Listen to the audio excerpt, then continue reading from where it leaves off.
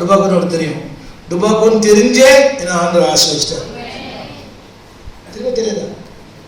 உங்களுக்கு வேணா என்ன தெரியாம இருக்கலாம், உங்களை வேணா என்ன தெரியாம இருக்கலாம். நம்ம 2 பேரும் கதை அவர் கையில் இருக்குது. சொல்ல என்னை நம்பினார், என்னை உயர்த்தினார், என்னை ஆசீர்வதிச்சார். அது இன்னொன்னு சொன்னாரு, எனக்கு கொடுக்கிற எல்லாம் கசமா கொடுப்பேன்னாரு. என்னங்க படிங்க, எல்லாவற்றிலையும். ஒரு சின்ன கேள்வி, ஹலோ, ஒரு சின்ன கேள்வி. செய்தி என்னது? முதல்ல என்ன கேட்டோம்? ரெண்டாவது, ஒரு வீடு கொடுங்க சாமி. ஒரு என்ன தாயே, ஓடு விட மாடி விட, ஓடு விட மாடி விட கேட்டேன். ஓடு விட மாடி வீடு கேட்கலையா? இல்லை மாடி வீடு கேட்கலையான்னு கேட்டேன். வீடு முதல்ல சாப்பாடு கேட்டான், ரெண்டாவது வீடு கேட்டான், மூணாவது என்னது? தந்தார தேவன். சத்தமா சொல்லுங்க, சத்தமா சொல்லுங்க.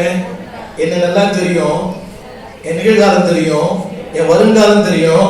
ஆனா என்னை நம்பின தேவனுக்கு வாய் திறந்து நம்பின தேவனுக்கு நான் ஒரு நாள் நம்பிக்கை துரோகம் பண்ண மாட்டேன். பண்ணிக்கமா இல்லையா? இது நிறைய பேர், தம்பி உன்னை நம்பி உங்களுக்கு வேலை கொடுத்தாருமா, உனக்கு நம்பி ஒரு தொழில் கொடுத்தார், உனக்கு நம்பி ஒரு ஊழியம் கொடுத்தார், உனக்கு நம்பி இந்த வயசு வரைக்கும் வாழ பலன் தந்தார். பார்க்கும் கண்கள், கேட்கும் செவிகள், ஓடும் கால்கள், இதெல்லாம் தந்தாரு. ஒரு சின்ன கேள்வி, உண்மையா இருக்கிறேன்னா? அடுத்து படிச்சு முடிச்சு அவ்வளவுதானே? அது 28-16 அவ்வளவுதான் முடிச்சா? 22 வரைக்கும்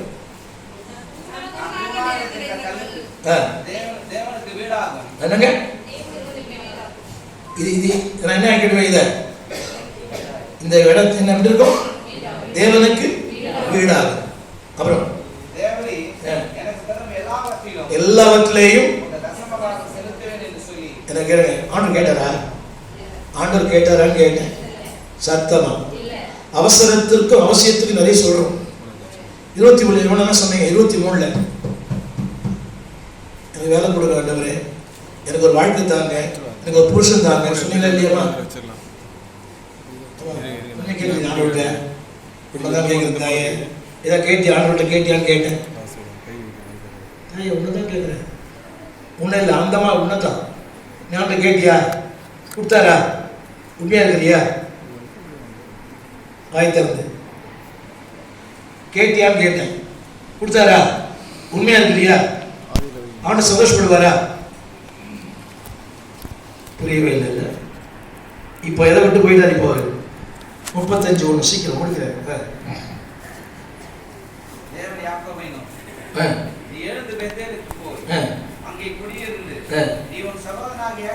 நேரம் இல்லை.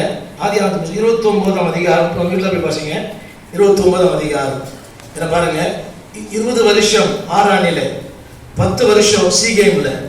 ஆதியாகமம் 29-30 வீட்டில் போய் படிக்கணும். இப்போ செய்திக்கு வந்துடுறேன். அந்த வசனம் படிங்க எல்லாரும் சீக்கிரமா. 35:1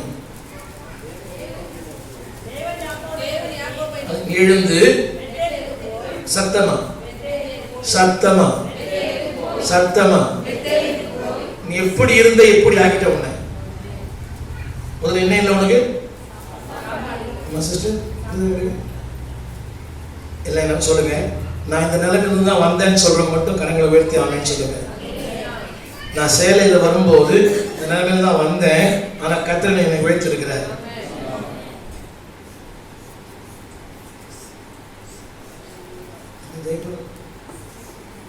வெறுங்கையாய் நான் கடந்து வந்தேன். ஒரு காலம் பாருங்க, வீட்டுக்குள்ள தனியா வரும். உங்களுக்கு வாழ்க்கை அடிப்படை தேவையில்லாம இருந்தோம். இன்னைக்கு போதுமானதற்கு அதிகமாக கற்றுக் கொடுத்திருக்கிறேன். நான் சொல்றான், எனக்கு போதுமானதற்கு அதிகமாகவே எனக்கு உண்டு. அடுத்து சொல்ற 2ஆம் வசனம் சீக்கிரம் படிச்சிருங்க. 35:2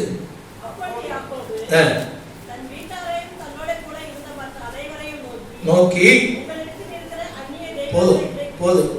யார் இருந்தா இப்போ வசதி வந்த உடனே, வாய்ப்பு வந்த உடனே ஒன்றுக்கு 2 பொண்டாட்டி, 3 பொண்டாட்டியா, 6 மனைவியா, 4 மனைவி. சொல்லுங்க, ஜாக்கிரதையா இருக்குன்னு சொல்லுங்க. சொல்லுங்க, ஜாக்கிரதையா இருங்க. என்னடி சொல்றீங்க? சொல்லுமா, பாவத்துக்கு வயசு வரம்பே இல்லை. தம்பி, அவர் கல்யாணம் ஆனவரா? பக்கத்தில் இருக்கிறவர் கல்யாணம் ஆனவர் தானே? சொல்லுங்க, ஜாக்கிரதையா இருக்க பிரதர். அடிச்சுட்டு போறாரு அப்புறம் ஒன்று.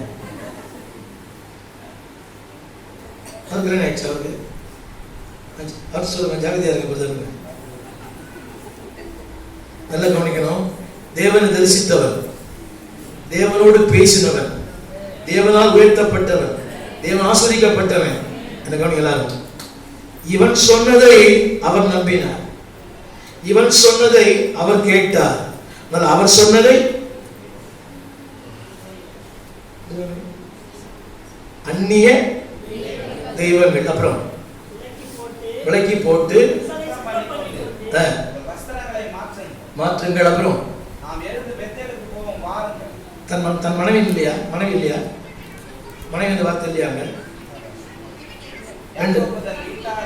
தன் வீட்டார் எத்தனை பேருமா? எத்தனை பேரு? கரெக்டா சொல்ற. தப்பு எப்பவுமே ஞாபகத்துல மேல அந்த பொண்ணு கேளுங்க. 4 பேர் சொல்லுவாங்க. பொண்ணு 4 பேர் சொல்லுங்க. சொல்லுங்க அப்பா.